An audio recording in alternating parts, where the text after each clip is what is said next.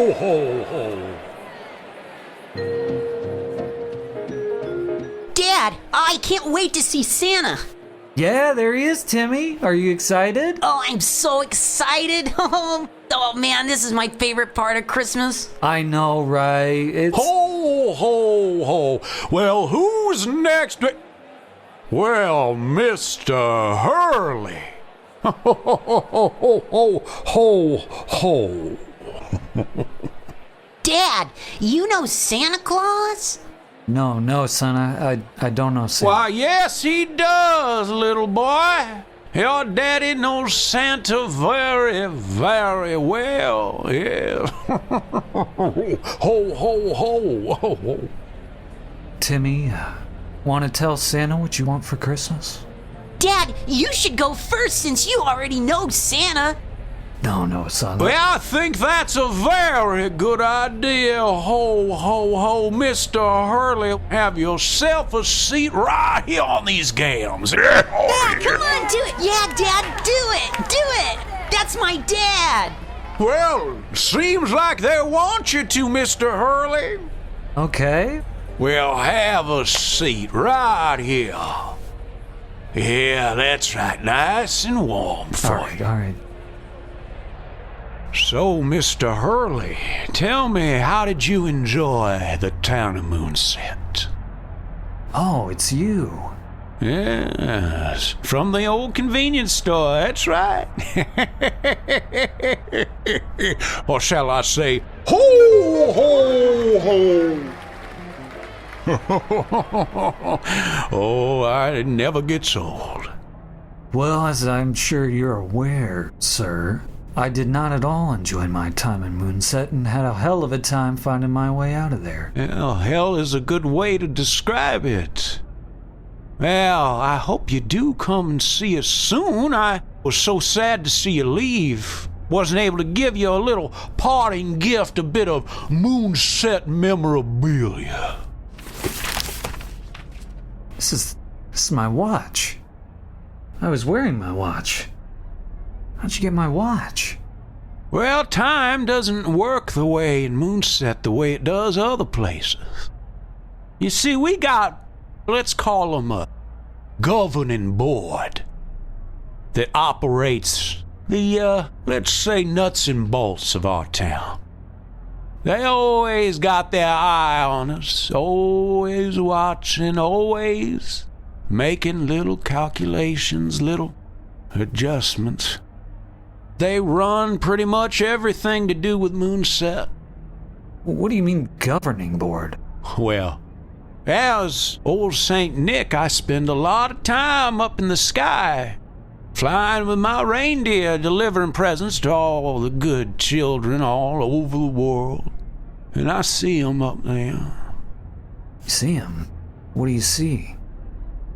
I see the eyes in the sky. They're always watching, always interfering when they need to, but always watching. Eyes up in the sky. But anyway, sorry about that, Mr. Hurley. I was daydreaming there a little bit. I must have been too much milk and cookies. Oh! Well, but I can't let you go without giving your wee child their gift.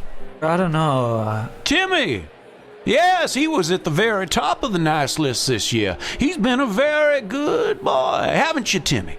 Yeah, that's right, Santa. Oh, yeah. How do you know so much? Oh, well, Santa's always got his eyes in the sky. Remember that, Mr. Hurley. Remember that. Eyes in the sky, Mr. Hurley. Always watching. Now, you two have a Merry Christmas, all right? Yeah, you too, Santa. Merry Christmas. Come on, Timmy, let's get out of here. Ho, ho, ho. Oh, wow. Let me see that real quick, Timmy. Let's see what Santa gave you. Oh, I can't wait to see what it is. What is this thing? Oh my God! It's a drone! I've always wanted one. Huh. I don't know if these are legal in New Jersey, son. Oh, come on, Dad. Drones are so cool. I don't know. We'll see. You like it? Yeah, I love it, Dad. Oh, it's so awesome. But, Dad, how did Santa know? I don't know, son. I don't know. Hey, hey, hey.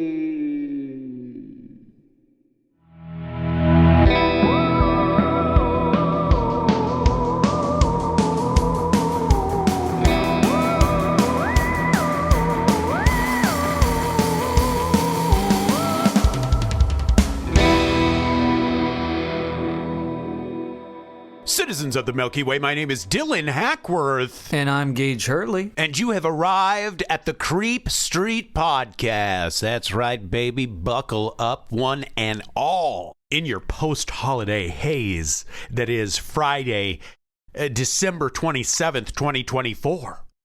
Well, of course, some quick housekeeping. Follow us on Facebook and Instagram at Creep Street Podcast, Twitter or X at Creep Street Pod. We are also on TikTok. And, of course, if bi-weekly is not enough for you, and let's face it, folks, it is not, head on over to patreon.com/Creep Street Podcast for all sorts of goodies. Now, Gage, how have you been since the last episode? I think that was a banger.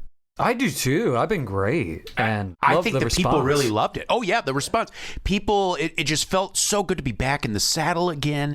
And the response has been excellent. I would think largely due to your editing skills, your sound mixing skills. Well, I appreciate that. I think it all starts with your great performance, my friend. No. You truly conjure the performance out of me, out of this husk, this shell of a human being. You are like a snake charmer who brings it forth. I can think of higher praise than that. Oh, well, you know what? How about miles high praise up in the sky?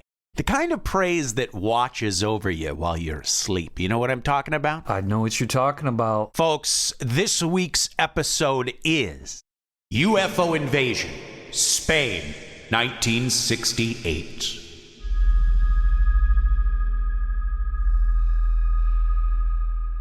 And real quick, let me abduct you with my sources. This week I had 3 sources: a book by Albert S. Rosales, a book from his Humanoid Encounters series, various UFO and paranormal reports from 1968, The Mysterious Spanish Humanoid Invasion of 1968 by Brent Swancer at Mysterious Universe, and UFO in the Sky over Eludes Spanish Air Force in the New York Times from September 6th, 1968. So I'll actually read verbatim a short little blurb from the New York Times from 1968. So it's really interesting to see it wasn't just some like Reddit thing. Like these were actual encounters that happened. Not that things that are posted on Reddit didn't actually happen, but you know what I mean. This is backed up by actual journalistic evidence, literary evidence, and whatnot. And I'll tell you, this might become a series in the future. We won't do it in a linear fashion, but you know, in a couple months, I might do UFO Invasion Zimbabwe 72, or I don't know, whatever. You know, this guy, Rosales, has these incredible compilations of decades of paranormal activity and things that were happening throughout the decades all around the world. And so it'll be an invaluable source that we can dip our toes back into in the future. So, folks, today's episode asks one question. What the hell was going on in Spain in 1968? This episode will essentially be a list, a rundown of sorts, of all the weird UFO and humanoid encounters that folks had across Spain in that year. And what's interesting is these clusters, the sources really go month by month, but these clusters of encounters that happened around Spain, they would happen in these bursts all around the country, and they would be like similar things, but they would happen in a way that, like, in an era before social media, like, it would have taken a little longer for word of these stories to reach other places. So it's, and certainly I'm sure there were plenty of quote-unquote copycats throughout the country, but not everything's a copycat. And some of these, the timing lines up to where it would almost be impossible for copycats, like I said, to suddenly and so quickly imitate things that were being seen around the country at that time. Also, as we always say, when we're talking about a subject from another country, especially a non-English speaking one, or at least one where English is not the only or primary language, oftentimes there will be names of towns and names that I might not pronounce right, and our audience is always so forgiving in that case. But obviously, if I mispronounce something or someone's name, it's not out of disrespect. We just, when you don't speak the language, your tongue isn't used to making those sounds. Just like we wouldn't want to give someone shit who mispronounced our name or something, we understand that that's just life, right? You can never be 100% with pronunciation. Absolutely. So let's start off over in the Colmenarejo region of Madrid in Spain. And this person that this short story centers on was named Ventura Munoz. Just an ordinary guy who's just chilling, lying in his bed. Our pal Ventura was just about to drift off to sleep, but instead of sweet dreams, he's suddenly brought fully awake by a voice. A deep, bone-chilling voice calling out his name. Ventura. Ventura. He opens his eyes, and the darkness in his room almost seems to move. His blood runs cold when from the shadows, a figure begins to take shape. And believe me, folks, this is not Casper the Friendly Ghost here. This thing is big, menacing, and it has eyes. Red eyes. Eyes that the source describes as intense red eyes, both persuasive and perversive. What was this thing? I mean, immediately you might think some sort of demonic creature, right? Red eyes emerging from the darkness, sort of almost seems to be being made out of the darkness itself. Certainly doesn't sound like anything benevolent. Absolutely not. Whether it's, an ET or a demon or whatnot, certainly, if you're wanting to make a good first impression, that's not how you do it. Here's the kicker. The thing doesn't attack him. No claws, no chasing, no poltergeist theatrics. Instead, it offers him anything he desires. Which, to me, would seem to scream some sort of demonic entity. It's like, why would an ET... I mean, that seems like an interesting thing if you were to make contact with an extraterrestrial for them to offer. I guess if they have the technology to cure any ill you had or something, I guess in a way that they could be offering that in some weird way, but you wouldn't think that would be what their calling card was. That sounds like something, when you hear about the devil at the crossroads, like that, it sounds something that we traditionally associate with a demonic force, something that is wanting to make a trade. I'll give you your earthly desires while you're alive, in exchange for your soul or whatever. And traditionally with demonic entities, supernatural entities, they often need to be given permission, even if you aren't aware you're technically giving permission. Like black-eyed kids want into the house, they say, to use a phone or something, but it's all about getting in the door. Whereas an ET, you wouldn't think would need to ask to take you or to... Yeah. Or wouldn't need to barter with you to get what it wants. So that's why automatically my mind seems to go to something demonic. But whatever this thing was, Ventura wasn't buying what it was selling. Instead, he started praying. And just like that, according to him, this red-eyed horror show just melted away into the dark, leaving him alone in his room, and probably wondering what the hell had just happened. So, interesting start to a episode about UFOs and ET humanoid encounters. Very interesting start indeed. Now, let's travel on over to Malaga, Spain, where we have an account of an innocent 8-year-old girl an experience that would haunt her for the rest of her days. It all starts in the dead of night, of course, much like our previous story. She's sound asleep in her room when suddenly she wakes up to find she is not alone. Standing in her bedroom are 3 small humanoid figures. Small. Keep in mind, these things are tiny, with oversized heads and skin that was so rough the witness would describe it as seeming like sandpaper, as if sandpaper itself had come to life. And these mysterious small beings somehow persuaded this little girl to follow them. Now, keep in mind, the girl's 8. And not that an 8-year-old wouldn't get terrified or something, but, keep in mind, a child is a child. So who knows how they might have persuaded her. They lead her outside to some sort of craft. And while on board, these beings perform some kind of medical procedure on her.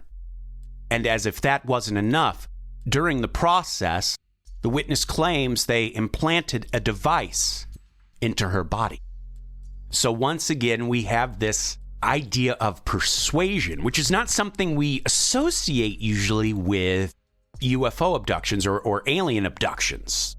Typically, there isn't much persuasion or bargaining, which is interesting. You would think if, just like we might study a bug, we'll pick it up and take it to the lab, or we'll do something, or you're typically not asking for the bug's permission or trying to barter with this bug or try, you know what I mean? Yeah. So very interesting once again. Why would an extraterrestrial need the art of persuasion to accomplish its goals? Right. I mean, it could be the case. What if this alien civilization has rules about abductions? What if they say you're not allowed to actually take anybody without their permission?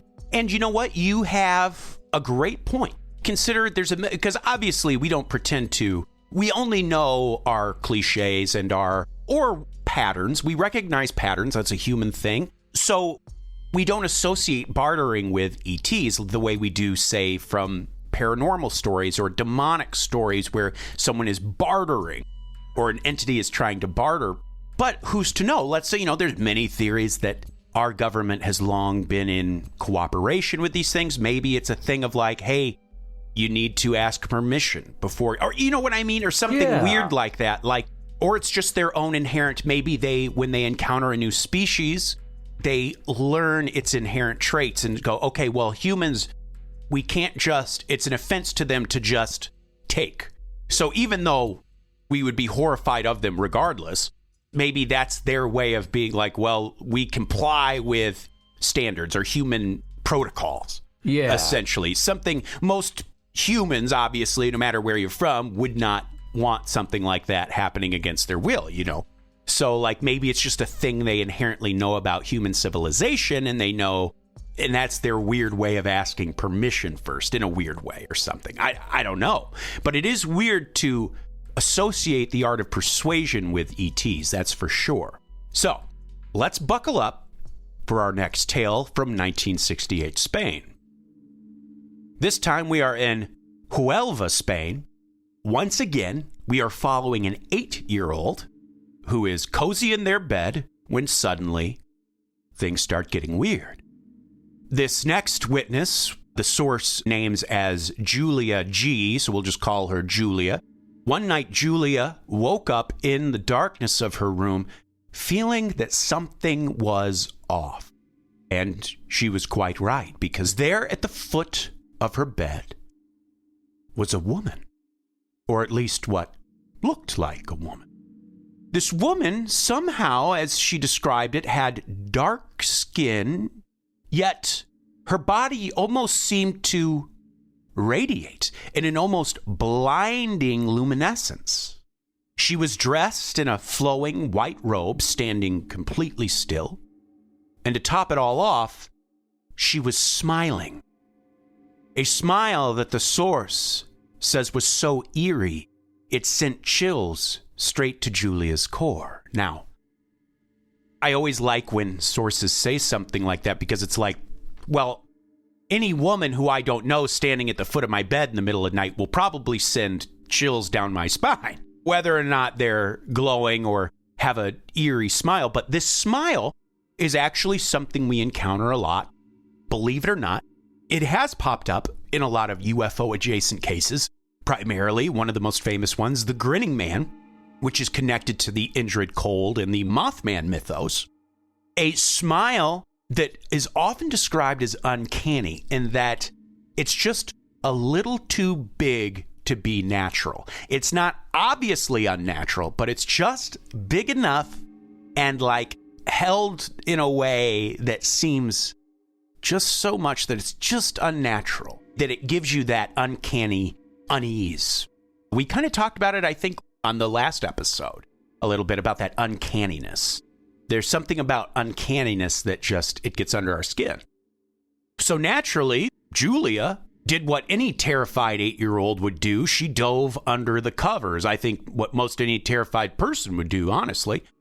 But her nightmare wasn't over yet. She felt this thing then. It felt like someone was grasping at her, clutching at her through the blankets, as though it was trying to pull her into the unknown. So gathering all her courage, Julia peeked out again, and just like that, the strange woman was gone. No trace of her, just silence in her dark bedroom. Now, what was this luminous figure? Who knows? Was it something good? Was it something evil? You would think if it was a benevolent entity, they would know not to present itself in that way, especially to a child. We've talked about it a few times on Creep Street, but think of how many times angels are mentioned in the Bible and how often when people first see an angel, they are, quote, so afraid. Like, who was it? Maybe this is apropos for the Christmas season, but what does it say? The angel came to the shepherds watching over their flock by night, and oh, they were so afraid, or lo, they were so, something like that. And then there's like, you hear about Saul falling off of his horse when the angel appeared in terror. And it's like, well, maybe angels, when, you know, we hear stories of them and they're like a warming, comforting presence, maybe it's because in that instance they choose to appear. We think of angels as beautiful entities, and I'm sure maybe they can take on that form, but there's nothing to say that like they can't also appear terrifying, because there's many instances when people see an angel, even if you just use the Bible as a source, that they are very afraid. Now, you could say, well, if you see, even if someone's a beautiful person, but they're floating in the sky, you'd be afraid of them. So, I mean, maybe that's the case, but there's other instances throughout even non-biblical sources or even non-religious texts where angels are described as being terrifying. And so I guess there is an argument you could say, well, maybe this was an angelic creature that, for whatever reason, wasn't on its game that night and scared the shit out of an 8-year-old girl by presenting their costume wasn't on just right or something. But I would also, once again, think that an angel would know to, if this was an angel, to present itself in a way that would not frighten this child if it was there for a good reason or, you know, whatever. So this to me would sound, once again, like it was either something demonic or something, some sort of ET. Yeah, especially, I mean, the uncanny smile. Yeah. You'd think an angel would have that down by now. Exactly. And if the angel wants to appear benevolent, if the angel wants to appear not frightening, right, you would think that the angel would be able to do that. Especially for an 8-year-old child. It's like, come on, like you got to know your audience. And I would, right, you know what I mean? You would think that they would know better. So that's why it seems to me that this would either be something, if it's something of a paranormal background, it's certainly not good. And also, if it was an ET that is maybe even indifferent, not necessarily evil, it at least screwed up on its costume. Bad presentation. Exactly. Well, hold on to your hats, folks, because we are about to ramp it up a little bit. This one takes us to the cappuccinos. And I'm sure maybe I said that wrong, but it looks like cappuccinos. I love a good cappuccino, especially when it's cold. To the cappuccinos region of Malaga, Spain, which one of the stories we told just a few minutes ago happened in Malaga. So once again, we're seeing similar spots, similar like rashes of sightings in similar areas. And this happened to Gomez Sanchez.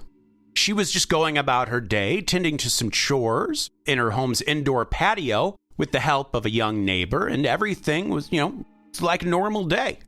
Until it wasn't. When out of nowhere, Gomez's attention was drawn to a bizarre figure nearby.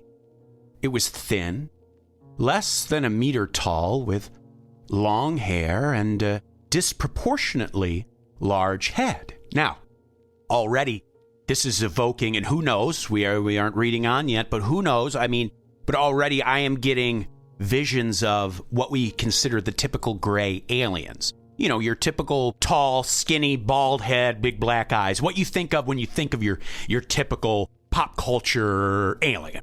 And obviously, we've talked about this many times on Creep Street because grays are some of the most encountered entities. Some people think that maybe these are not actually the intelligent life themselves, but biological androids or biological drones that are essentially sent to by the higher intelligence. Because if you think about it, if you need something that can effectively traverse Earth's landscape, other than like a four-wheel car, but like an actual biological entity, that you would probably model it similar to humans in that regard, imposable thumbs, walking on two legs so you can use your arms. It would make sense why you might design something like that. Obviously aliens, I would think, could design something better, but that's one idea, is that those typical gray aliens we so often hear about are actually they're essentially the beacon or the drone sent ahead. That are they're biological, but they're not the actual intelligence themselves, but are operated by. But who knows? That would make sense. Yeah. You would think, obviously, drones are a big topic right now. Now, we're talking more about drones that are closer to what we think of as drones. So far, that's kind of what it's sounding like here, but let's read on.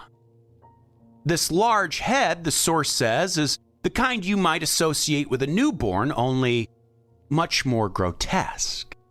These creatures stared at her for a moment before suddenly springing into motion, darting across the rooftop with a, quote, howling scream. One that echoed through the air. Gomez, understandably shaken, bolts, screaming for help. She caught the attention of a man nearby named Jose Santana Cordoba, a neighbor of hers, and they were armed with a hefty club, and they decided to take care of this intruder themselves. It says that Jose chased the creature onto the rooftop where he saw it for himself, but no matter how fast he ran, the entity was always just out of grasp, vanishing into the unknown finally. Naturally, police were called to the area, and though they didn't like the idea of chasing gremlin-like entities around rooftops, their investigation was actually a total bust. There were no clues or footprints, no sign whatsoever of the creature. So, what did they actually see?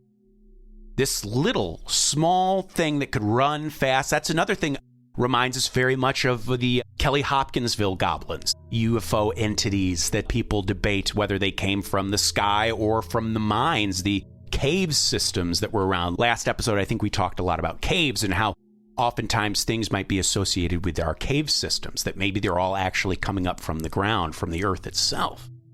Moving on again. As you can see, this is kind of a listicle. It's a collection of stories from 1968. That's why this episode, rather than about one thing, it's kind of about this year that was 1968 for the country of Spain.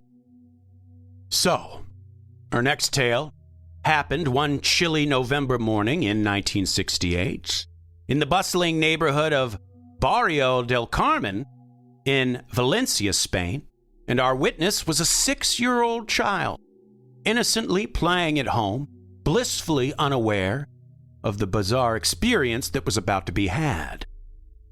As the boy played, his gaze drifted to an outside terrace.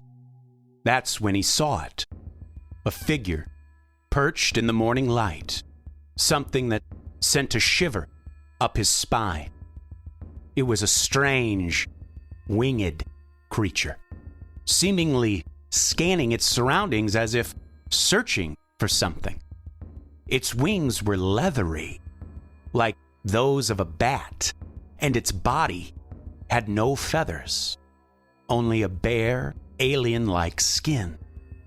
Now, you might think any person would run in the opposite direction when seeing something like this, but oh, not this 6-year-old boy. Fueled by curiosity, he crept closer.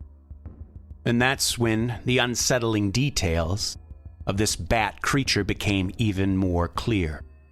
It had a semi-human face and humanoid body, and a pair of clawed feet that gripped the terrace.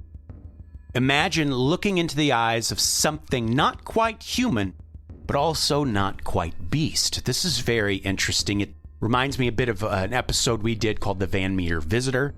But this is weird, something where the face itself almost looks human.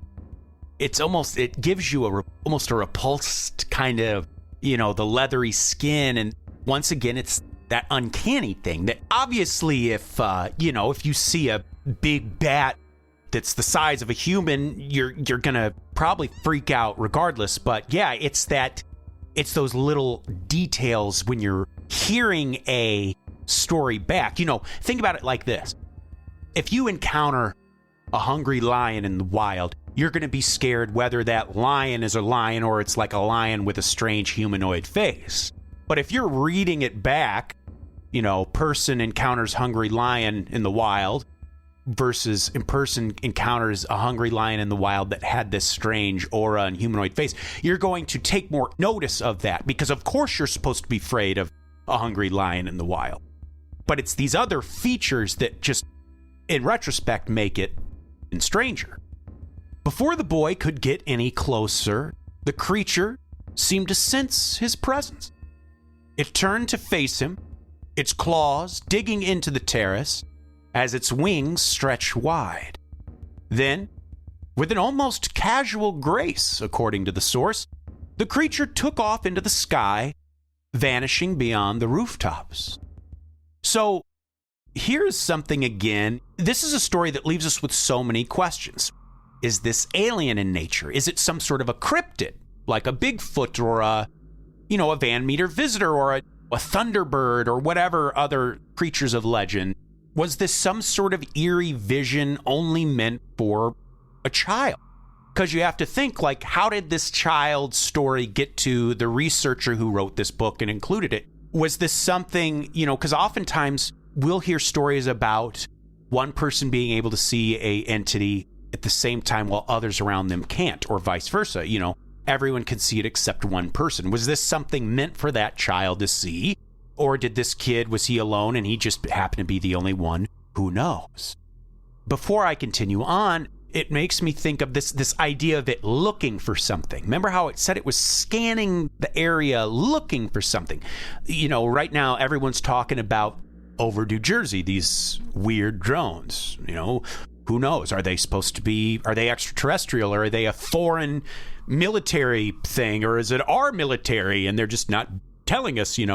Some have wondered if it was our advanced drones looking for something we lost, like a nuke or something like that. So that is an interesting thing. Maybe it is alien technology, but maybe it is just that. It's some sort of a biological technology, and it's looking around for something. Now, maybe they wanted to create something that, they'll think that this is just a bird or a bat, but not being human, they mess up the details and don't get it quite right. And it looks like this weird humanoid creature. Now, once again, you would think if they were that advanced, they would know how to get it right. But who knows? I mean, so think of it that way. Maybe it is alien technology, but just that technology, a biological technology that's maybe observing humans, just observing how they move, how they walk, how they talk. Some sort of a espionage-like technology. Before the boy could get any closer, this creature seemed to sense his presence, and it turned to face him, its claws digging into the terrace as its wings stretched wide. And with what the source describes as an almost casual grace, the creature took off into the sky, vanishing beyond the rooftops. So, what was this thing? The source continues further with a little bit more about that story. Here is a direct quote from the source. They looked at it for a few seconds before they could comment on it and decided it was not a cloud since the edges were crisp and there were some obvious three-dimensionalities to it. The object was huge since they actually had to move their heads from left to right to see it end to end. Within 15 to 20 seconds, the object seemed to shrink in size, tilt, and then vanish. To their estimation, the whole incident lasted not more than 30 seconds. They ran down to the school to report what they saw, and a group of the other children were very excited when they saw the witnesses. To their surprise, their excitement was due to the fact that both had been missing for over 2 hours and had missed lunch and the head count. Fortunately for them, the Franciscan monk in charge of the school was very sympathetic and offered to call the local U.S. Air Base to ask about the phenomenon. The base reported that there had been no such scheduled test flights that day, but were very interested in a personal report. But both witnesses would decline. So now we know this other witness, so they clearly were, it was 2 children. And once again, we've got this, remember the last episode, this notion of missing time.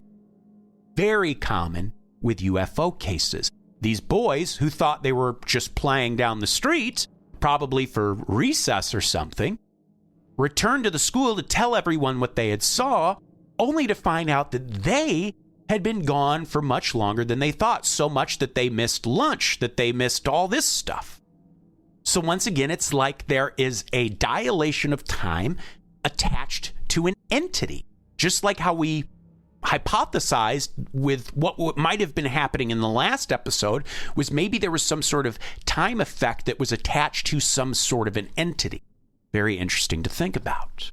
Very interesting indeed. So just 1 month later, in the month of December of 1968, another bizarre entity would make an appearance, this time in the El Escorial region of Madrid. Witnesses there reported seeing a massive, hairy creature, unmistakably resembling Bigfoot, casually drinking from a pond. And this wasn't just a one-off sighting. Other locals claimed they spotted that same beast roaming the area around that same time. Now, Bigfoot, you think, well, how is Bigfoot related to UFOs? Well, oftentimes, as we said in the last episode, as we've talked about many times on Creep Street, many of this phenomenon overlap. The common example I always use is Skinwalker Ranch, where you had shining lights in the sky, but also inside the house, poltergeist-like activity, but also strange cryptid-like creatures roaming the grounds at the same time. It's like a mishmash of things. Now, in some cases, these things might be unrelated, but I think it's very likely that in many cases, they come hand in hand. What is this hairy, smaller flying creature that we heard in our last story? And then, once again, now we're being presented with a Bigfoot-like entity. Who knows? And this, again, is all around the same time. All around the same time. This story happened not even a month later in a different part of Spain, in Madrid, but once again involving what we would traditionally consider a cryptid-like entity, a Bigfoot or a Loch Ness Monster, that sort of category. This time we are once again seeing a beast-like entity. Now, here's where the story gets extra strange. Fast forward to the spring, and the weirdness was not letting up. Picture this. 14-year-old boy, just minding his own business, working on his dad's farm. One day, his eyes wander over to the nearby woods, and what does he see? Something out of place that defies logic. The report on this sighting is absolutely bonkers, and it's one of those moments that sticks with you. Now, here, the source describes this happening even further. I'll read an excerpt. The 14-year-old witness was working on his father's land located in a wooded area when, around 11:30 a.m., he saw emerging out of the tree line located next to the Von Schurk River at about 200 meters away, two shiny metallic objects or figures resembling metallic robots. Silvery in color and about 2.5 meters in height, which were walking towards the witness with their arms straight down on their sides and without moving their legs. Both entities seemed to move in unison and had square heads and a thorax, and on each of their heads, they were carrying some sort of metallic briefcase, or at least what looked like one. When they were about 60 meters from the witness, he ran home and notified his parents of what he had seen. Immediately, the adults searched the area but failed to find anything. So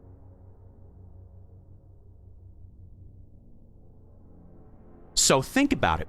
A few months earlier, you had this Bigfoot-like creature drinking from like a pond. A few months later, you see these robot-like entities. So, like we said, they could be unrelated. Maybe there's a Bigfoot-like creature there and some robot extraterrestrials, whatever. But you would think if one weird thing happened, maybe it's related, maybe tangentially at least, to this other sighting that happened just a few months later in the spring. Once again, what's weird is they approached him, but yet they didn't walk. It's almost like they glided. Now, it didn't expressly say he could see space between their feet and the ground, but it didn't said he also didn't see like a walking motion. So you would have to think maybe they're on some sort of like a wheel thing or whatever, but they almost appear to be hovering just above the ground towards him. Very strange. Very strange. It makes me think of that old episode of Gumby where he gets all those robots to do all the lawn work and they go insane. It's very much a 1960s robot, like the image I get in my head. And we have to remember that too. You know, a lot of skeptics often will cite what was current in pop culture and compare it to the sightings of that time. And often there is a correlation of how the things looked and acted compared to what we thought of as, say, robots acting and doing at that time. Essentially, what is the common image of something in our pop culture of the time also informs these sightings. Now, someone who isn't a skeptic might say, well, the reason is that these things are maybe imitating our pop culture, or that our pop culture, as a way of subtle disclosure, is sort of drip feeding us these things, so that when the day comes of actual disclosure, it is not a sudden mind-blowing experience that it would be. Still a big deal, but it's not a mind-blowing experience. That's something we talk about a lot, is that we see right after World War II, right after literally the detonation of the first nuclear bomb, that all of a sudden these things start popping up over our nuclear facilities, over our military bases. It's almost like splitting that atom put us on that interstellar map. Now, there is tons of evidence that UFOs, I mean, we've even covered stories of UFOs that took place before those events. Like, you know, you look through history and many historical figures have mentioned, you know, you even hear ancient historical writings about people seeing fire in the sky or weird things in the sky. So that's just a theory, is that maybe when our government found out about UFOs, it had slowly in our pop culture and everything was drip feeding us images of what these things are, so that when the day comes, we're actually told the truth. It's not this mind-blowing, like, oh God, where we're just tearing ourselves apart and, like, you know, easing us into it.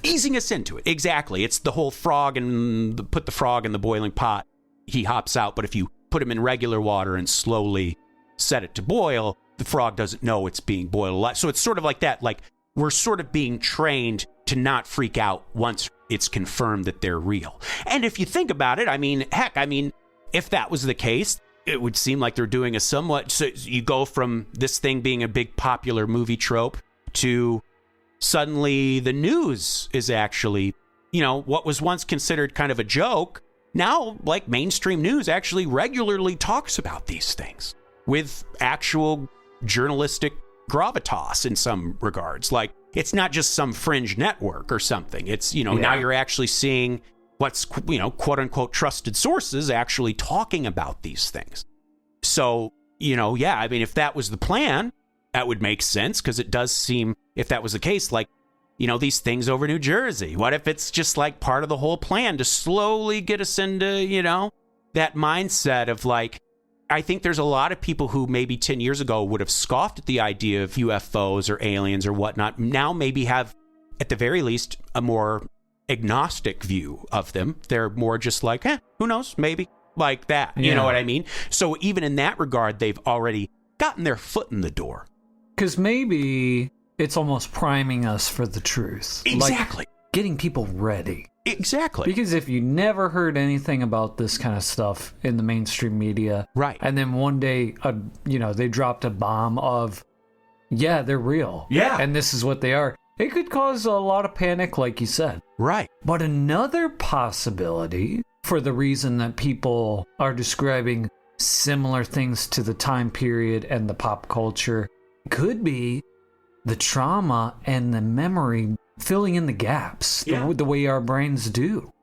After an experience of seeing something so out of the norm, so unusual, it could be that their minds weren't able to handle it, and after the fact, when they were trying to recall, they filled in the gaps with something they were already familiar with, which is a very common psychological phenomenon. That's a great, great point.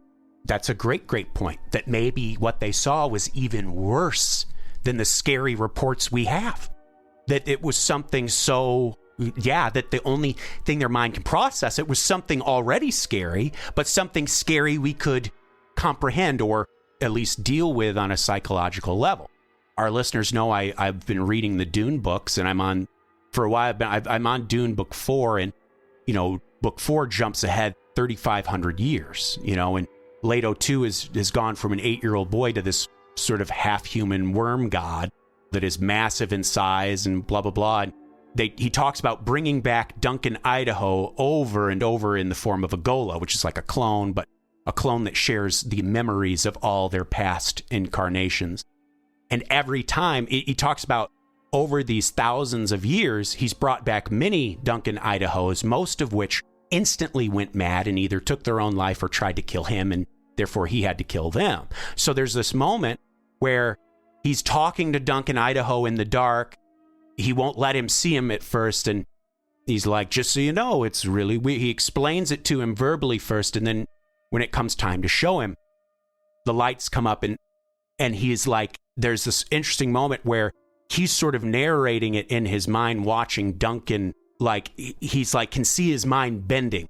And he's like, he's like essentially saying, like, accept it, Duncan. He's like talking to himself, accept what your eyes see, Duncan, don't let. And it's like watching this man's mind. Is it going to break, or is it going to accept what it sees? And it's like this until it finally is like, okay, like, okay, this is, it's weird, but I can handle it. It's this weird, like, and he talks about the countless times he had brought Duncan back.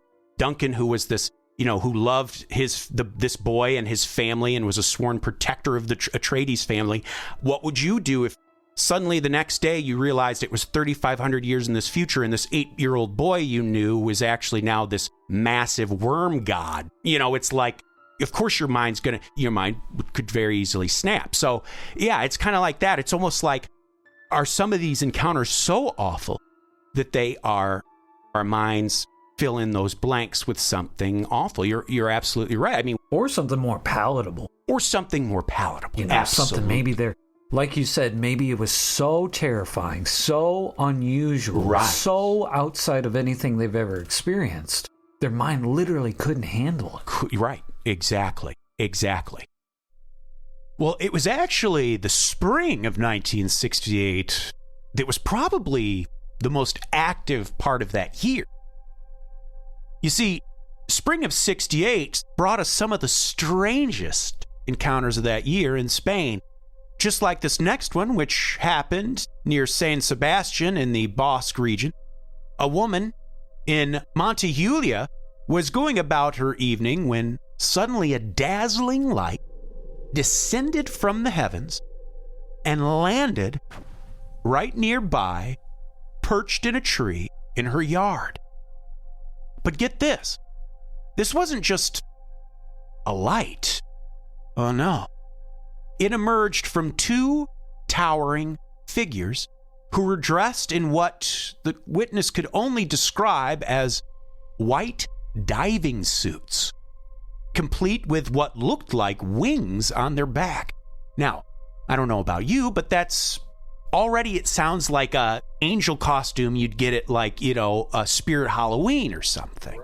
But clearly these things descending from the heavens aren't just people doing a prank, or once again, it's like they almost sound what we would associate with something angelic, but diving suit, it almost sounds like someone who doesn't know, who just heard what angels are, trying to imitate angels. You know what I mean? Yeah. Like, that's what it's, once again, it's a little bit of that uncanny. It seems like it's trying to imitate something it doesn't quite understand.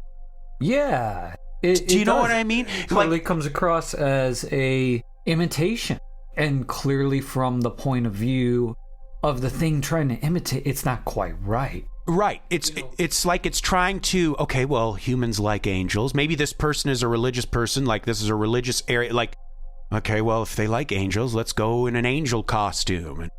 But It's like it doesn't quite get the concept. Pandering. It's pandering. Exactly. It's pandering. This is paranormal pandering of the highest order.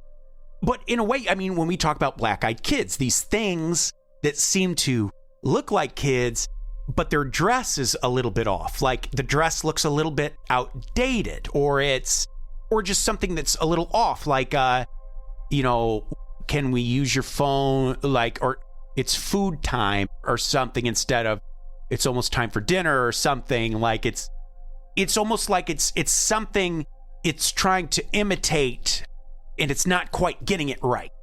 It's not authentic. Like you said, it's pandering in order to get what it wants, oh my God, this is just a corporation. Okay. Shameful. So it turns out this was just a corporation that landed in her tree. Now, these things, they spoke to her. They addressed her in Spanish, saying something about, quote, looking for passage. Before she could even process what she was looking at, the woman lost consciousness. Now, did she pass out, or did something about them, did they make her go unconscious? But who knows? But when she came to, it was the next morning, and she found the ground where the light had landed near was completely scorched. And that tree was burnt to a crisp. The tree they had landed in was burnt to a crisp, and the ground around it scorched. Was this some kind of extraterrestrial pit stop or interdimensional happening? Oftentimes, UFO encounters, people who see UFOs will have sunburn. Like there's a bit of radiation, not radiation. Now, some in terms of radiation levels that can obviously harm you and kill you, but sometimes just like almost like if they see a bright white light, they might the next day they like have a sunburn almost. So it's almost like that. And it's like, well, is this some sort of like an effect of whether you're opening the fabric of space-time? Maybe there's some sort of a nuclear happening that happens even on a small level, not like an explosion, but just a process, some sort of nuclear process, right? Exactly.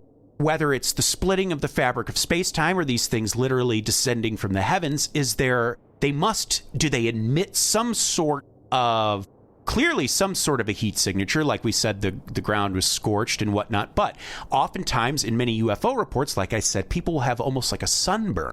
And this, it seems like there's some sort of something similar going on here with what happened to this woman. Yeah, well, there are theories about types of advanced civilizations. Any particular advanced civilization would be harnessing the energy from stars, from the sun, for example. Right. So it would make sense that the technology that they are using may have similarities to sunlight. Exactly. Right. And take notice what she at least thinks she remembers them asking for or talking about was, quote, looking for passage. Maybe it was a misinterpretation. Maybe they were saying, sorry, just passing through, or sorry, or this or that, or maybe, we're whatever passage to them means. Maybe it was some sort of, we're sorry, we're jumping through time era or something. It like looking for passage. I think that's an interesting, it indicates that them stopping where they were was not their final destination. They were coming from somewhere, going someplace else. Because passage is kind of a broad term. Very broad. That very could mean broad. Locationally, or that could mean, from their point of view, it could mean through time. Right. Or dimensions, or whatever. Exactly. We might not even be able to comprehend. Exactly. That's you're absolutely right. But folks, that will wrap us up for part 1 of UFO Invasion, Spain, 1968. And boy, oh boy, it just keeps getting weirder with volume 2. Well, I'll tell you what, Gage. I got a list of names of folks I bet look very good in a diving suit. Give it on up for our top-tier Patreon subscribers. Of course, the Dream James Watkins, the Finnish Face Via Lungfist, the Madman Marcus Hall, the Tenacious Teresa Hackworth, the Heartbreak Kid Chris Hackworth, the Oh-So Suave Sean Richardson, the British Bonebreaker Bex Gray, the Notorious Nicholas Barker, the Terrifying Taylor Lashmet, the Count of Cool Cameron Corliss, the Archduke of Attitude Adam Archer, the Sinister Sam Kiker, the Nightmare of New Zealand Noeline Vivilli, the Loathsome Johnny Love, the Carnivorous Kevin Bogey, the Killer Stud Carl Staub, the Firestarter Heather Carter, the Conqueror Christopher Damian Damaris, the Awfully Awesome Annie, the Murderous Maggie Leach, the Sir of Sexy Sam Hackworth, the Evil Elizabeth Riley, Lauren Hellfire Hernandez Lopez, the Maniacal Laura Maynard, the Vicious Karen Van Vuren, the Arch Nemesis Aaron Bird, the Sadistic Sergio Castillo, the Rapscallion Ryan Crum, the Beast Benjamin Huang, the Devilish Chris Doucette, the Psycho Sam, the Electric Emily Zhang, the Ghoulish Gert Hankum, the Renegade Corey Ramos, the Crazed Carlos, the Antagonist Andrew Park, the Monstrous Michaela Schur, the Witchy Wonder J.P. Weimer, the Freaky Ben Forsyth, the Barbaric Andrew Barry, the Mysterious Marcella, the Hellacious Cale Hoffman, and Pugblorb, the Poltergeist. Oh, yes. And of course, go to patreon.com/Creep Street Podcast for all sorts of goodies. Citizens of the Milky Way, my name is Dylan Hackworth. And I'm Gage Hurley. Good night and goodbye.